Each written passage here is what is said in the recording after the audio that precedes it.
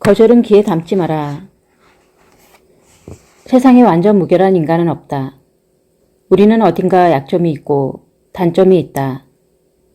예를 들어 나는 가끔 기가 먹어 고통을 받는다. 아니면 축복이라고 해야 할까? 정확히 말하자면 심리학자들이 말하는 시민성 부분 기머거리라고 부르는 증상을 앓고 있다. 우스운 이야기로 들릴지 모르지만 내 귀는 노라는 단어를 잘 듣지 못한다. 또한 됐습니다 라든가 많이 있거든요 라는 말도 들리지 않는다. 처음 세 번의 부정적인 말은 들리지 않아 전부 귓등으로 흘려버린다. 오히려 전혀 말을 하지 않은 것보다 더 나를 자극하지 못한다.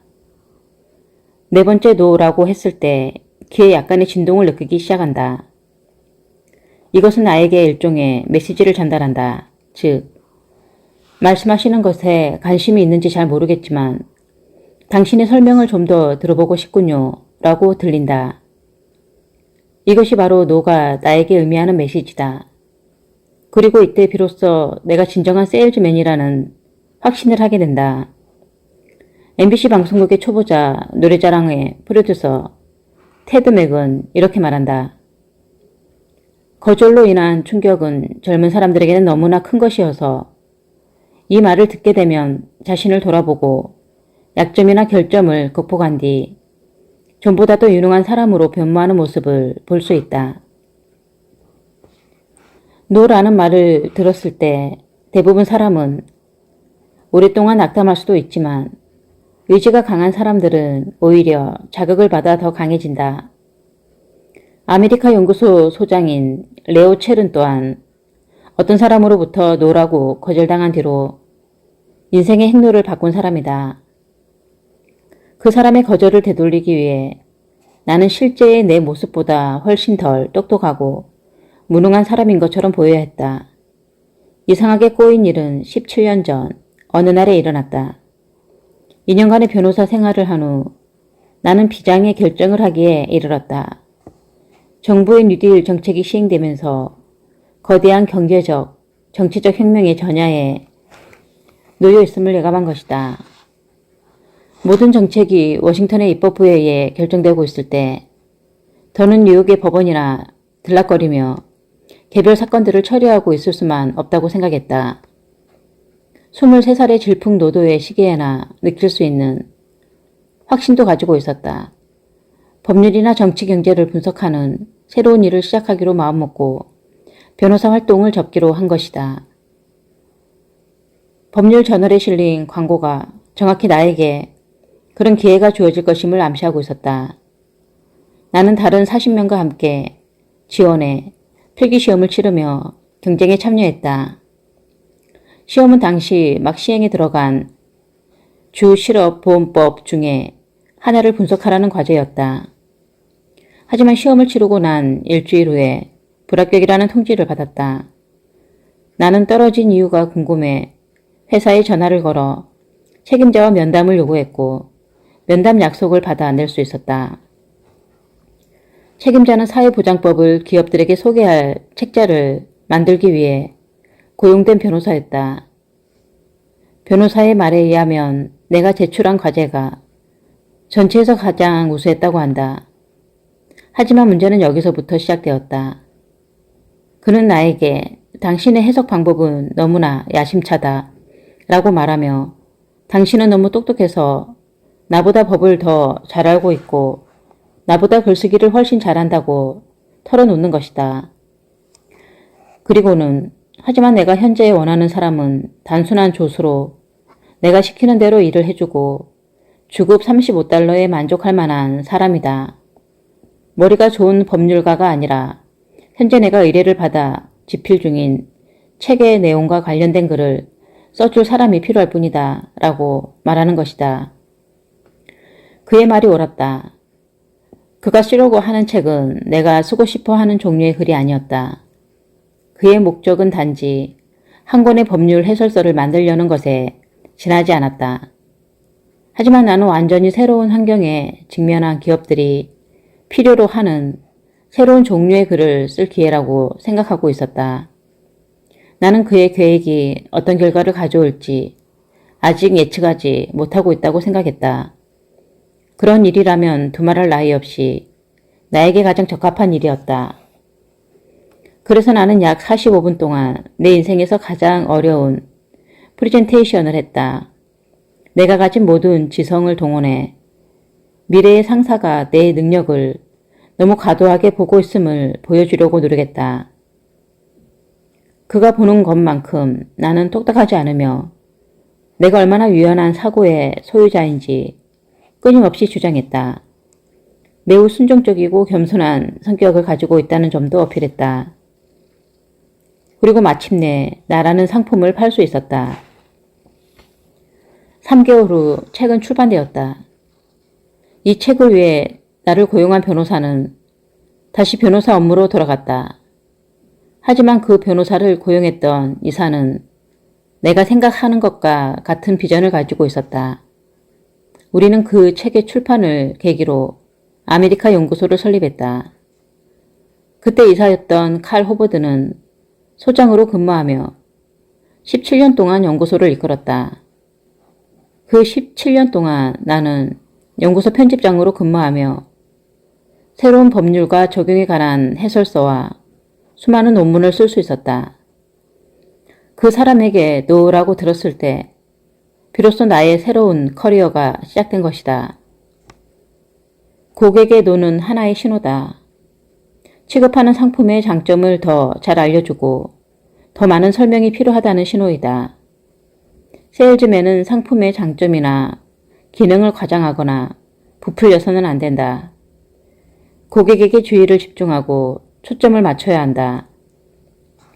노라거나 같은 물건이 있는데요는 말은 당신의 그릇된 설명에 과장되게 표현한 것일 뿐이다. 이는 존재하지 않는 장점을 늘어놓거나 상품에 대한 설명이 부족함을 의미할 수 있다. 그러나 존재하는 장점이나 혜택, 즉 유리한 점에 대해 반복적이고 설득력 있는 설명은 정직하고 필요한 판매 전략이다. 최종적으로 노가 주어졌고 고객이 번복할 것 같지 않은데도 판매 에너지를 쏟는 것은 시간 낭비일 뿐이다. 상품의 장점이나 좋은 기능을 충분히 설명하고 고객도 충분히 파악했음에도 구매 의사가 없을 때는 미련 없이 물러나야 할 때도 있다. 이는 어디까지나 일시적인 일이지만 깔끔하게 물러나야 할 시간인 것이다. 하지만 내가 감히 영업은 거절당했을 때 시작된다고 말하는 이유는 여기에 있다. 첫 번째 거절보다는 두 번째보다는 세 번째 거절에 더 많은 설명을 듣고 싶다는 고객의 마음이 담겨 있을 수 있다. 그래서 나에게 있어 노를 예스로 이끌어낸다는 것은 고객이 마음을 바꾸도록 설득하는 것을 의미하지 않는다. 단지 고객이 마음을 정하도록 돕는 것을 의미한다. 사실 나는 많은 경우에 구매자이기도 하다. 그래서 판매자 쪽만큼이나 고객의 편에 서 있기도 하다. 그리하여 세일즈맨이 나에게 물건을 팔려고 난폭하게 굴거나 강압적인 주장을 펼치는 것이 얼마나 불편한지 잘 알고 있다. 그런 사람의 상품은 의심하게 되고 상품에 이상이 없는지 의구심이 생긴다. 나를 설득하고 나에게 물건을 팔기 위해 왜 그런 슈퍼 세일즈맨이 필요한지, 왜 그 상품은 스스로 팔리지 않는 것일까? 세일즈맨들은 의문을 가져야 한다. 너무 많은 말들 때문이다. 트루먼 전 대통령의 비서관이었던 게일 설리반은 한 인터뷰에서 이렇게 말했다. 어떻게 말이 판매를 좌우할 수 있는가? 우리가 말을 너무 많이 하거나 너무 적은 것을 알 수 있다면 얼마나 좋을까? 말은 너무 많이 해도 안 되지만 너무 적어도 곤란하다. 사람들은 상품보다 말을 산다. 적절하지 못한 시점에 잘못된 말은 거래를 깨뜨린다. 큰 말을 작은 말로 바꿔 쓰는 요령이 필요하다. 판매는 당신이 말하는 것을 알고 이해할 때 이루어진다. 대부분 사람은 거창한 말로 설득하려는 세일즈맨들에게 상품을 구매하지 않는다. 이들에게 링컨의 게티스버그 연설을 읽어보라고 권하고 싶다. 아마도 모두가 이해하기 쉽고 간결한 언어로 아름답게 말하게 될 것이다. 판매에 관해 현장 세일즈맨의 교훈을 너무 강조한 나머지 거부감을 느끼는 사람도 있을지 모른다. 세일즈맨이 과장되게 말하고 너무 끈질기게 권유하면 고객은 더 외면하게 된다. 30여 년간 수많은 책을 써서 독자들을 기쁘게 한 콜라드 베르코비치에게 의견을 물어본 적이 있다. 어느 날이었다. 모처럼 콜라드가 어느 미술 전시회장에 들어갔는데 마음에 쏙 드는 그림이 눈에 들어와 젊은 여성에게 가격을 물어보았다. 그녀는 매니저가 출품하려고 방금 전시장에 그림을 걸어두었기 때문에 가격이 얼마인지 아직 알 수 없다는 것이었다. 그리고는 내일 다시 와서 매니저와 직접 상담을 해보라고 했다. 그림을 꼭 팔아야겠다고 생각하는 것처럼 보이지는 않았다. 오히려 그런 태도가 베르코비치의 구매욕에 불을 붙였다. 그날 밤 그 그림이 눈에 아른거려 거의 잠을 이룰 수가 없었다. 내가 원하는 예술 작품을 찾아냈다는 흥분이 좀처럼 가라앉지 않았다. 비록 잘 알려지지 않은 화가였지만 장래의 유명한 예술가로 인정받을 것이라고 확신했다. 난 그 그림을 구매해 집 어디에 걸어 놓을지를 상상했다. 그랬더니 매니저를 만나기 전에 다른 사람에게 팔릴까봐 몹시 걱정이 들었다. 다음날 아침 일찍 콜라드는 갤러리로 출발했다. 하지만 너무 안달하는 모습을 보이고 싶지는 않았다. 그래서 일부러 멀리 돌아서 갤러리에 도착했다. 그림은 여전히 그 장소에 걸려 있었고 이를 본 그는 가슴을 쓸어내렸다. 아가씨가 매니저를 부르러 가는 동안 콜라드는 꼼짝 않고 한참을 그림만 지켜보고 있었다. 짧은 시간이었지만 가까이 혹은 멀리서 그림을 뚫어지게 바라보고 있는데 매니저가 다가왔다. 그가 그림에 홀딱 반한 건 사실이지만 잠시 후에 일어난 대홍수에 대응할 대비는 전혀 되어 있지 않았다. 문자 그대로 매니저는 마구 덤벼들었고 작품에 대해 온갖 칭찬과 자랑을 늘어놓았다. 그는 두 손을 싹싹 비비면서 말을 줄줄 쏟아냈다. 아, 이 훌륭한 예술품을 사려고 하신 손님이군요. 정말로 대단한 안목에 감탄하지 않을 수 없군요. 이 그림은 벽에 걸려있는 그림 중 가장 훌륭한 작품 중 하나입니다. 저는 르누아르, 소리소트, 모리소트, 마네츠, 그리고 프랑스의 현대 화랑에서 가장 훌륭한 작품들만 수집해 왔습니다. 매니저는 설명을 이어나가며 이 그림은 역사의 길이 남을 뛰어난 작품이라고 입이 마르도록 칭찬했다. 또한 세기의 걸작임이 틀림없고 화가의 이름은 언젠가 렘브란트나 라파엘의 이름과 함께 예술사에 다시 쓰일 것이라고 했다. 하지만 이상하게도 매니저의 말을 듣고 있으면 있을수록 점점 의심이 마음에 싹트기 시작했다. 그는 단지 그림의 가격을 알고 싶었을 뿐이다. 그림은 이미 사기로 했기 때문에 살 수 있는 가격인지 어떤지 그것이 문제였다. 그런데 30여 분 동안 불필요한 말들을 듣고 있느라 짜증을 참고 있어야 했다. 그러는 동안 이 그림이 그토록 뛰어난 예술 작품이라면 왜 이렇게 가장되고 집요한 설명이 필요할까 하는 의문을 갖게 되었다. 걸작이라고 판단한 것은 너무 성급했고 생각을 바꿔야 하는 건 아닐까? 의문이 꼬리에 꼬리를 물었고 그는 잠시 생각이 잠겼다. 여러 해가 지나도 이 일을 뚜렷하게 기억하고 있던 그가 계속 말을 이어갔다. 나는 그림을 다시 살펴보기 시작했다. 좋은 그림이긴 했지만 매니저가 언급했던 예술가들의 작품만큼 걸작은 아니었다. 몹시 호들갑을 떨며 터무니없는 칭찬을 하는 바람에 그림에 대한 관심은 오히려 줄어들었다. 그리고는 그 그림에 흠이 있다는 사실을 알게 되었다. 매니저는 계속 그 그림을 최고의 작품들과 비교했지만 최대한 빨리 팔아치우기 위해 나를 궁지에 몰아 넣으려 하고 있었다. 나는 내 판단의 자신감을 잃어버렸다. 그리고 마음속으로 생각했다. 내가 처음에 생각했던 것만큼 뛰어난 걸작이라면 내가 발견하기 전에 이미 누군가가 사갔을 것이다. 매니저는 다른 사람들을 상대로도 나에게 했던 것과 똑같은 종류의 상담을 했을 것이다. 그건 의심의 여지가 없다. 그렇다면 다른 사람들은 왜 이 그림을 사가지 않았을까?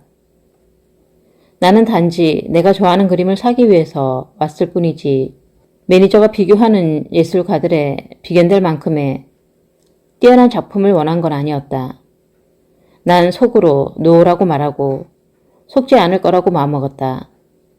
그가 가격을 제시했을 때 나는 더는 상담을 진행하지 않기로 했다. 나는 한 번 더 곰곰이 생각해보고 싶다고 말하고 갤러리를 나와버렸다. 이것으로 이야기가 완전히 끝난 것은 아니다. 그 후로 몇 년이 지난 어느 날 우연히 방문했던 지인의 집에서 내가 구매할 뻔했던 그림을 발견한 것이다. 얼마나 소스라치게 놀랐는지 순간 당시의 일들이 순식간에 떠올라 눈을 크게 뜨고 그림을 바라보았다. 그러자 이 그림에 처음 가졌던 당시의 애틋한 마음이 다시 꿈틀대기 시작했다.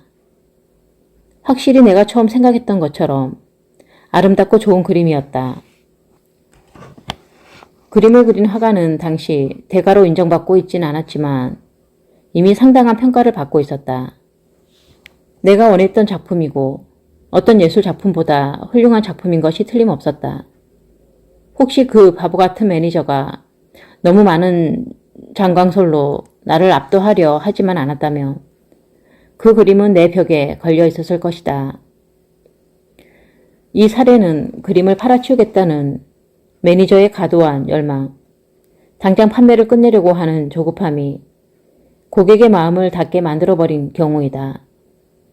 사실 이 경우는 고객이 이미 예스를 말하고 시작된 판매였다. 그럼에도 마지막에 판매가 이루어지지 않고 끝이 났다. 이런 유형의 영업은 지나치게 열성적이고 훈련이 부족한 사람들이 저지르기 쉬운 실수이다. 이런 식의 영업은 고객을 의심하게 만들 뿐이다. 하지만 갤러리의 매니저는 영업의 본질을 이해하지 못하고 구체적인 상황에 맞는 방법을 찾지 못한 것이다. 간접 판매 기술의 핵심은 고객에게 상품의 필요성을 느끼게 하되 이를 세일즈맨이 가공해낸 것이 아님을 느끼게 하는 데 있다. 이를 위해서는 장황한 설득이 없어도 고객이 상품을 믿을 수 있어야 하고 믿음을 실행할 자신감을 가져야만 구매 행동으로 이어진다. 판매는 세일즈맨이 고객에게 어떤 아이디어를 소개하는 것이지만 고객은 이 아이디어가 자신의 것이라고 믿을 수 있어야 한다. 콜라드 베르코비치의 일화는 넘치는 것은 모자란 것만 못하다는 과도한 설득에 대한 경고일 뿐만 아니라 위의 원칙을 살리지 못해 어떻게 판매를 그르치는지 잘 보여준다. 매니저에게 있어 콜라드는 잘 만들어진 요리나 마찬가지로 아주 쉬운 고객이었다. 상품의 필요성에 대해 하루 후에 다시 찾아온 고객에게 그토록 과도하게 설명할 필요가 없었다. 모든 결정은 콜라드가 할 것이기 때문에 그에게 맡겼어야 했다. 매니저가 자신의 의견을 내놓는 대신 콜라드에게 작품을 칭찬하도록 했더라면 그림은 팔렸을 것이다. 하지만 콜라드가 이 그림에 푹 빠져 있다는 것을 매니저가 알 수 있는 방법이 없지 않느냐고 반문할지 모른다. 그러나 이는 조금만 생각해봐도 알 수 있는 일이다. 콜라드는 먼저 가격에 대해 물어보았다. 그리고 다음날 다시 방문했다. 다시 방문해서는 즉시 그림 이야기를 꺼낸 것 등을 떠올려보면 그는 그림에 관심을 가지고 있음을 분명히 표현했다. 첫 번째 대답이 노였거나 또는 첫 세 번의 노로 시작하는 고객이라면 다른 보통 고객들과는 판매하는 방법을 조금 다르게 해서 접근해야 한다. 어떤 판매 기술을 적용해도 판매가 불가능한 고객이 있고 경쟁 상대에게 고객을 빼앗겨 버릴 수도 있다. 무슨 방법을 써도 판매가 이루어지지 않는 영업이 있을 수 있는 것이다. 나는 다른 세일즈맨이 내 고객에게 군침을 흘리면 접근에 가로채가는 것을 결코 싫어하지 않는다. 그러면 나는 잃어버린 그 판매에 생각해 볼 시간을 갖는다. 나는 왜 내 고객에게 팔 수 없었을까? 그 이유를 확실히 알고 싶고 다음 주나 내년 혹은 5년 뒤에는 팔 수 있을지 예측하고 싶어진다. 내가 지금까지 판매에 성공하지 못한 건수를 따져본다면 성공한 건수보다 훨씬 더 많을 것이다. 물론 그것은 비정상이 아니다. 하지만 나의 타율은 비교적 높다. 타율이 높지 않다면 판매에 관해 조언할 자격도 없었을 것이다. 그리고 처음에 거절당한 경우가 판매를 한 경우보다 압도적으로 많다. 그런데도 이들에게 내가 다시 판매를 성사시킬 수 있었던 가장 큰 이유는 뭘까? 최종적인 거절, 즉 마음을 되돌리기 불가능해 보이는 거절을 당했다 하더라도 나는 그것이 특정 상황이나 특정 장소에 해당하는 일이라고 생각한다. 어쩌면 다른 고객은 네 라고 대답할 수 있을지 모르고 상황이나 장소가 바뀌면 결과는 달라질 수 있다.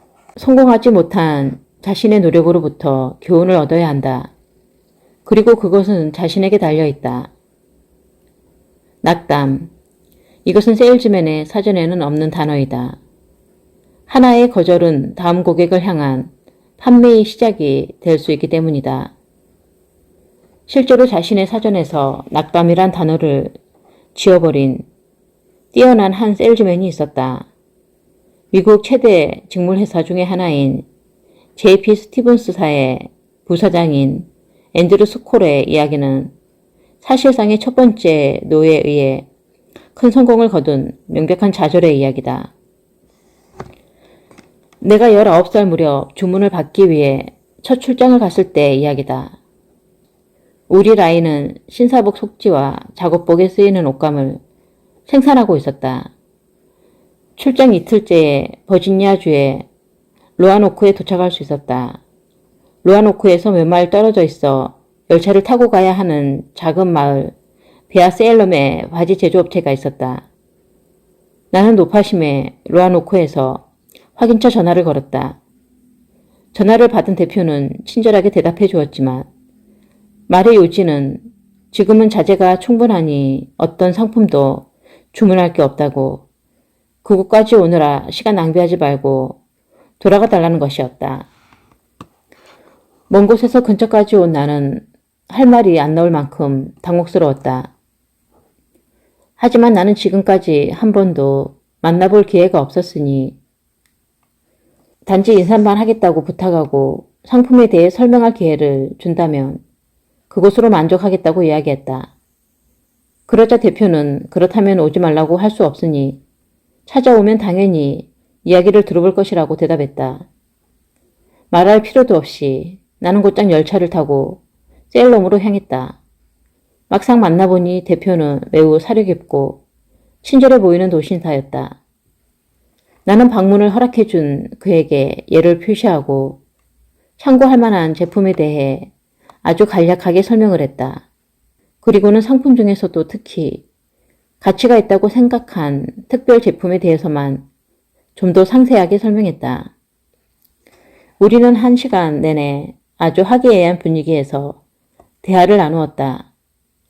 설명을 끝내고 견본을 포장하면서 우리 상품 설명을 들어줘서 고맙다는 감사를 표시하고 다음에 이쪽 방면으로 출장을 오게 되면 반드시 찾아뵙겠다고 말하고 일어서려고 했다.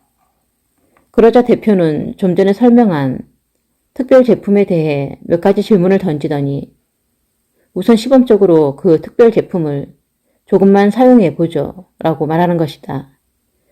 시범적으로 사용해 본다던 수량은 깜짝 놀랄 만큼 엄청난 양이었다. 세일즈맨은 언제 어떤 고객으로부터도 노라는 말을 들을 각오를 해두어야 한다.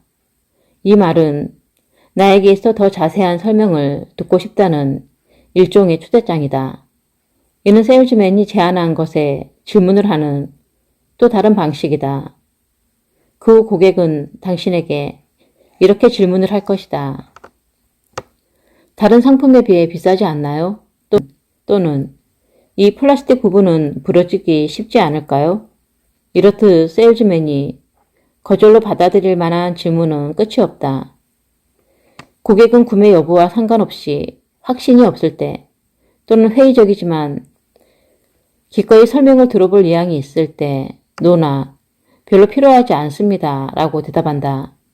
하지만 이는 고객이 당신에게 질문하는 방식일 뿐이다. 즉, 당신의 상품이 어떤지 친절하게 설명 좀 해주시겠습니까? 와 같은 뜻이다. 판매는 불리한 상황에 직면해 끈기를 요구하고 노와 인격이라는 단어를 대표하는 직업이다. 이것이 바로 많은 뛰어난 세일즈맨들을 끌어들일 뿐 아니라 그들의 미래를 보장하는 데 도움을 준다. 미국의 거물 부동산 중개인인 찰스 노에스는 천문학적인 금액의 엠파이어 스테이트 빌딩을 매각한 이야기로 유명하다. 노에스는 1년 이상 어디를 가든 모든 종류의 노를 들을 뿐이었다. 어떤 기관에서도 이 거래를 위해 자금을 지원하는 곳이 없었다. 수많은 보험회사, 은행, 연금펀드, 중개상 등 모두 거절의 쓴맛을 안겨주었다. 하지만 그는 좌절하지 않았다. 희망의 끈을 놓지 않았던 그는 매각 옵션을 행사할 수 있는 날을 단 며칠 남겨둔 아슬아슬한 상황에서 부동산 단일 거래 역사상 최대 규모의 거래를 기어코 성사시키고 말았다. 영웅적 끈기와 노력으로 엄청난 규모의 개인 자금을 끌어모았고 구매자도 큰 돈을 절약할 수 있었다. 작가이자 교육자, 지역사회의 리더인 프랭크 킹덤 박사는 내가 알고 있는 최고의 세일즈맨 중 한 사람이다. 내가 이렇게 물어봤다. 가장 어려웠던 영업 전략은 어떤 일이었습니까? 그러자 그건 단연코 뉴요크에서 서로 경쟁 관계에 있던 세 개의 단과대학 학생들을 설득해서 뉴요크 대학을 설립했던 일이었어요. 라고 대답했다. 이 세 학교는 이론상으로 모두가 찬성하고 있었지만 그렇다고 해서 일이 쉬워진 건 전혀 아니었죠. 이 계획의 호의를 갖고 있지만 견원지간처럼 서로가 악의를 갖고 있었어요. 곧 깨달은 것은 이들이 좋은 대학을 필요로 한 것이 아니라 서로에게 사이좋게 학교를 잘 이끌어갈 수 있다는 확신을 심어주는 것이었죠. 박사가 이 프로젝트를 진행함에 있어 특히 곤란했던 문제는 각각의 학장들이 신설대학에서 최고의 지위를 노리고 저마다 이사회에 압력을 가하기 시작한 것이다. 또한 각 이사회에도 이사장이 있었는데 이들 역시 신설대학의 이사장 자리를 노리고 각자 몰래 활동을 한 것이다. 여타 다른 위원회나 학부에서도 야망에 사로잡혀 지위를 노린 활동이 점입가경으로 치달았고 계획은 한층 더 복잡한 양상으로 전개되었다. 웃기지도 않은 한심한 작태에 지금까지 살아온 중에서 가장 힘든 6개월을 보냈어요. 나는 몇 번이고 전원이 함께하는 전체 이사회, 개별 이사회, 특별위원회를 소집했죠. 때로는 개인들과 면담하고 갈등을 중재하면서 진전을 모색했는데 의견 충돌을 조정하고 분노를 진정시키고 자제하도록 유도하면서 그들의 자존심이 상하지 않도록 노력했어요. 또한 자산 양도와 관련해서 최대한 오해가 없도록 재정계획서 작성에도 심혈을 기울였죠. 학교 중 하나가 어떤 한 사람이 소유와 운영을 동시에 하고 있었기 때문이에요. 이 과정에서 프랭크 박사는 수많은 좌절을 경험했다. 때로는 도저히 불가능할 것 같아 포기하기 직전까지 간 적도 있었다. 수많은 장애물을 극복할 수 없을 것 같았고 협상은 끝나지 않는 난투극에 빠진 것처럼 보였다. 하지만 박사는 자신이 하려는 일을 포기하지 않았다. 이 프로젝트가 어떤 개인의 야망보다도 훨씬 거대하기에 협상은 지속되고 승리할 수 있을 거라고 믿었다. 포기하지 않는 믿음과 지칠 줄 모르는 열정으로 질식할 것 같은 상황에서도 그는 멈추지 않았다. 3여 년의 지난한 협상 끝에 합병이 실현되어 마침내 뉴요크 대학이 탄생하게 되었다. 이것이 현재 러커스 대학교의 뉴요크 캠퍼스로 뉴요크 최고의 연구 대학이다. 나는 어려움과 부정적인 대답을 들었을 때 포기하지 않고 끝내는 성공을 쟁취한 많은 사람을 떠올리곤 한다. 찰스 노에스, 앤드류 서콜, 프랭크 킹덤의 경험담은 내가 알고 있는 수많은 이야기 중의 일부이다. 훌륭한 세일즈맨의 본질은 낙담하지 않는 사람이다. 원래는 고객의 단호한 거절은 가치 있는 경험에 반하는 것으로 여겨져야 한다. 그리고 모든 세일즈맨은 거절을 경험한다. 하지만 아무리 예스가 희미하게 들리더라도 그것을 달아나게 내버려 둬서는 안 된다. 거절이라는 벽에 갈라진 틈으로 새어나오는 첫 번째 신호를 포착해 독수리가 먹이를 낚아채듯 기회로 삼아야 한다.